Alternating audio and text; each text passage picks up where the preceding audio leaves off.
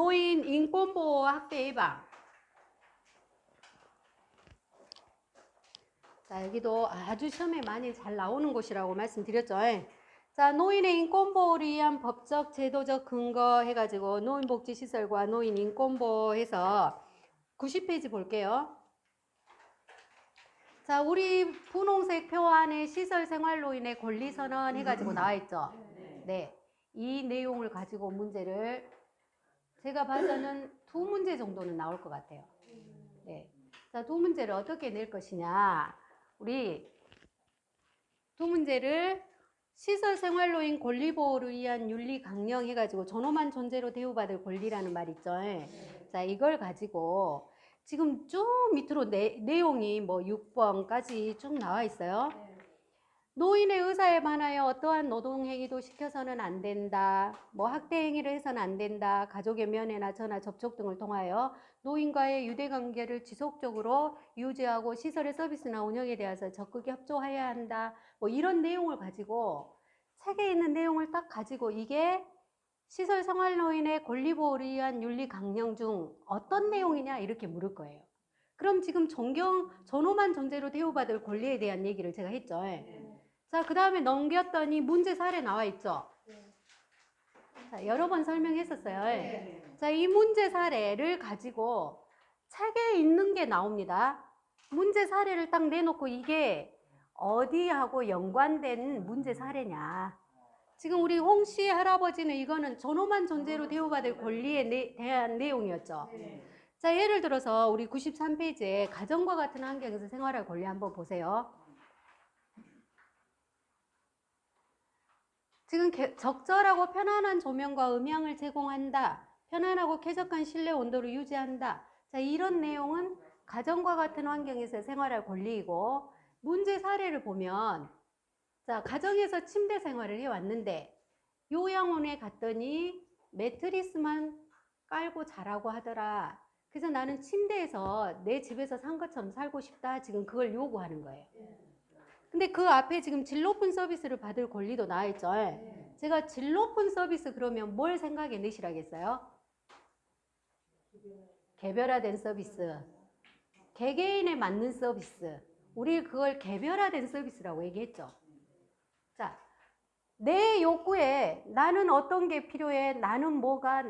예를 들어서 밥만도 그래요. 나는 따뜻한 밥, 나는 누룽지, 나는 죽, 나는 좀 밥이 질었으면 좋겠어. 다 다르단 말이에요, 욕구가. 근데 그거를 따뜻한 밥 드시고 싶은 분 따뜻한 밥 해드리고, 또 누룽지 드시고 싶은 분 누룽지 해주고, 이게 개별화된 서비스예요. 그렇게 그분의 욕구에 맞게 서비스가 이루어진다 그러면 그건 질 높은 서비스가 이루어진 거죠. 그랬죠? 자, 문제 사례도 읽어보면 머리를 지금 요양원에 있는 여자 어르신들 머리를 똑같이 잘라서 기분 나쁘다는 얘기예요, 할머니가.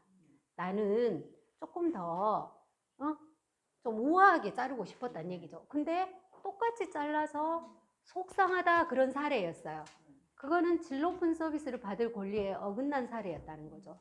자, 여기 문제 하나 나올 거 이런 식으로. 그래서 94페이지 보세요. 사생활 및 비밀 보장에 대한 권리, 그리고 사생활 및 비밀 보장에 대한 권리, 통신의 자유에 대한 권리, 그 다음에 정치, 문화, 종교적 신념의 자유에 대한 권리. 자, 이런 권리들 또 한 페이지를 넘기면 소유 재산의 자율적 관리에 대한 권리, 불평의 표현과 해결을 요구할 권리, 시설 내 외부 활동 참여의 자유에 대한 권리, 정보 접근과 자기 결정권 행사의 권리. 자, 이렇게 11가지의 시설 생활 노인을 위한 윤리 강령이 나와 있었어요. 그거 선생님들 내용 잘 숙지하시고 문제 사례들 잘 읽어주시고, 여기에서 하나 내지 2문제가 나올 겁니다. 그 다음에 또 한 페이지 넘겨서요. 맨날 이제 그렇게 선생님들 또 이렇게 저한테 이제 얘기하실 수 있어요. 저 원장님 뭐 와서 맨 책 보란 소리밖에 안 해. 맨 책 보란 소리밖에 저는 안 하잖아요. 왜냐하면 책에가 내용이 다 있기 때문에. 문제지를 풀어보는 거는 절대 솔직히 안 풀어보셔도 돼요. 문제지대로 안 나오니까. 그건 무슨 말이냐면 문제지를 풀어보는 거는 유형만 보는 거예요. 아, 이런 식으로 문제가 나오구나 그러지 똑같이 안 나온다는 거예요. 책을 보셔야 돼요. 책을. 자, 99. 노인 학대 유형 나와 있죠. 자, 신체적 학대, 언어 정서적 학대, 그 다음에 재정적 학대, 성적 학대, 방임, 자기방임, 유기. 이걸 우리는 학대의 유형이라고 말을 합니다. 그래서 이 학대의 유형 중에서 한 문제가 나올 거예요. 주로 자주 나오는 게 방임, 자기방임, 유기. 이게 잘 나오는데요. 만약에 방임을 문제로 낸다. 어떤 식으로 낼 거냐면 부양 의무자로서의 책임이나 의무를 의도적 혹은 비의도적으로 거부하고 불이행 혹은 포기하여 노인에게 의식주 및 의료를 적절하게 제공하지 않는 행위를 무엇이라고 하냐 이렇게 물을 거예요. 그럼 제가 지금 책 읽었죠? 방임이에요. 그리고 대상자에게서 관찰되는 증상도 잘 읽어보셔야 돼요. 자, 방임에서 자, 어르신이 언제나 의복이 똑같은 걸 입고 있다. 지저분한데도 누가 빨아주질 않아. 옷이 해졌는데도 누가 수선도 안 해줘. 자, 의치, 그 다음에 보청기, 안경 이런 것들이 부서져 있어. 그러면 이거는 누가 돌보지 않은 거죠. 말하자면 방치한 거예요. 그러면 그거는 관찰되는 증상에서 그런 모습이 보였다 그러면 방임이다 이렇게 답을 하시는 거고. 자, 유기는 우리 버리는 거죠. 제가 여러 번 설명드렸지만 언젠가 이것도 문제가 나온 적이 있었는데 시설에서 본인 부담금 미납으로 저희 시설에서 퇴소하세요 하는 것도 유기라고 설명드렸죠. 네, 그것도 우리 유기, 학대 유형 중에 유기에 해당한다 그랬어요. 신고된 시설 학대 사례에 대한 개입.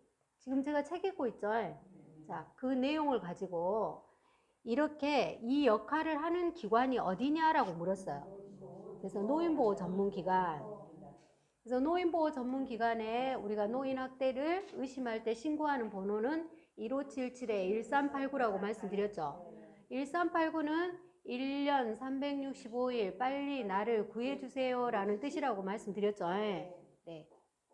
그래서 굉장히 슬픈 숫자의 조합이다 제가 그랬어요. 자, 우리도 지금 나이 들어가고 있죠. 우리에게는 생기지 않을 일일까요? 우리도 가족으로부터 학대는 받지 않을 수도 있어요. 그러나 내 주변인, 예를 들어서 내가 노인이 됐는데 나한테 노인이 왜 이래? 놓친 내가 왜 이래? 이것도 언어 정서적 학대. 우리도 받을 수 있는. 그래서 노인 학대에 대한 문제를 우리는 심각하게 좀 생각을 해야 된다는 얘기예요. 자, 우리 440페이지를 보시면 의사소통 및 여가 지원 나와 있죠. 효율적 의사소통 해가지고 나와 있는데 우리 의사소통 개념 및 목적 한번 쭉 잘 읽어주셔야 돼요. 의사소통을 하는 이유는 무엇이냐? 자, 어르신한테 그분의 욕구를 정확히 파악해서 질 높은 서비스를 해주고자 하는 게 의사소통의 목적이에요. 질 높은 서비스가 이루어지면 대상자가 만족도가 높겠죠. 그러면 그분의 삶의 질이 높아지겠죠. 그런가요? 네. 그게 의사소통의 목적입니다. 그리고 우리가 의사소통을 하는 목적 중에 쭉 옆에 441페이지를 보시면 첫 번째, 요양보호에 필요한 정보를 수집한다. 대상자 및 가족과의 신뢰관계를 형성한다. 대상자에 대한 깊은 이해, 대상자에게 효과적인 서비스를 제공하기 위함이다. 요양보호자 자신의 생각과 감정의 효과적인 표현을 우리는 보고자 합니다. 그렇죠? 또 타 전문직과의 원활한 업무 협조를 이룰 수 있다. 그 다음에 우리 그 의사소통의 유형 중에서는 우리가 지금 언어적으로 소통하는 것과 비언어적 의사소통이 있다 그랬어요. 그래서 자, 우리는 노인들과 의사소통을 하는 데에서는 비언어적인 의사소통이 중요하다 그랬어요. 그랬죠? 자, 쭉 넘겨서요. 444페이지 보시면 효과적인 의사소통 방법 중에서 의사소통을 잘 하려면 첫 번째, 라포 형성이 잘 이루어져야 된다 그랬죠. 두 번째, 남의 얘기를 잘 들어줘야 된다 그랬어요. 세 번째, 공감적 반응 보이기를 해줘야 된다 그랬어요. 공감해줘야 돼요. 이 의사소통은 제가 봐서는요, 정말 우리가 세상 살아가는데 필요한 소통이에요. 첫 번째, 가족과의 소통. 네, 잘해보세요. 그래야 거기서 잘해야 서비스를 하실 때 잘하게 되시는 거예요. 네. 자, 말하기 넘어갈게요. 448페이지 아이메시지법 시험에 나옵니다. 나전달법. 그래서 항상 내가 주어가 되는 거. 나전달법이기 때문에 나를 전달하는 거예요. 상대방에게 나를 전달하는 거. 그렇죠?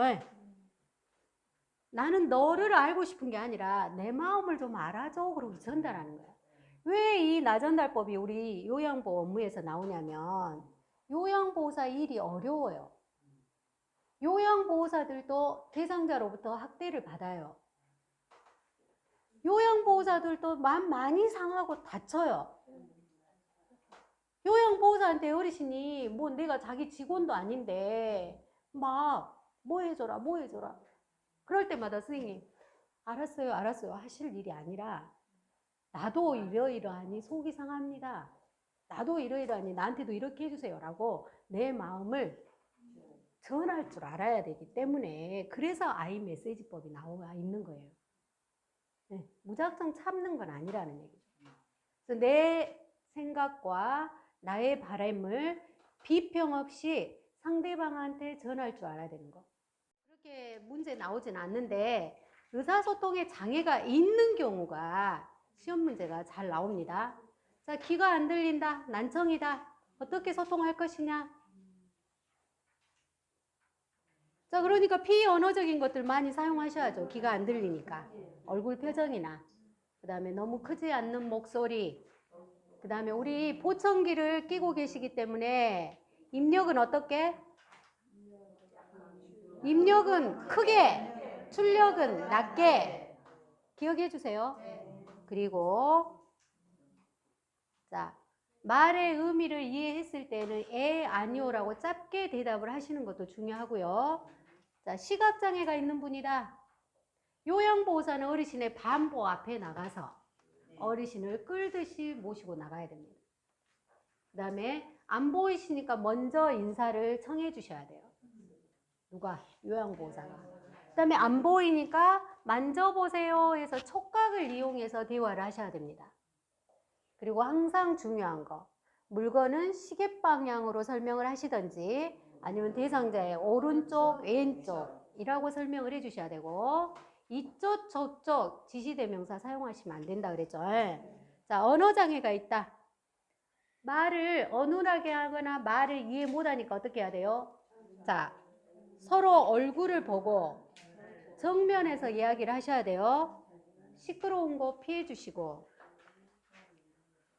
그 다음에 실물이나 그림판, 문자판 등을 이용해서 대화를 하시는 거 중요하다 그랬죠. 잘 표현했을 때는 칭찬해 주십시오 그랬어요. 자, 판단력, 이해력 장애. 실물, 그림판, 문자판 등을 이용해 주셔야 돼요. 그 다음에 주의력 장애. 주의가 산만하니까 어때야 돼요? 자, 환경적 자극을 최대한 줄이고요. 쉬운 거부터 단계적으로 제시해야 됩니다. 어려운 것을 제시하면 도망가 버려요. 쉬운 거부터 해주셔라. 그리고 구체적이고 익숙한 사물에 대해서 얘기하실 수 있도록 해주십시오 라고 했죠. 그 다음에 진압력 장애. 진압력 장애는 시간, 장소, 사람을 잃어버리는 거, 잊어버리는 거. 시간, 장소, 사람. 그래서 가장 치매 초기는 제가 시간을 모릅니다. 두 번째, 장소를 모릅니다. 말기에서는 이제 사람을 못 알아봐요. 그래서 이 치매가 와서 짧게는 8년, 치매가 발병해서 짧게는 8년, 길게는 약 20년 이상도 사시는 무서운 질병이죠. 무서운 질병.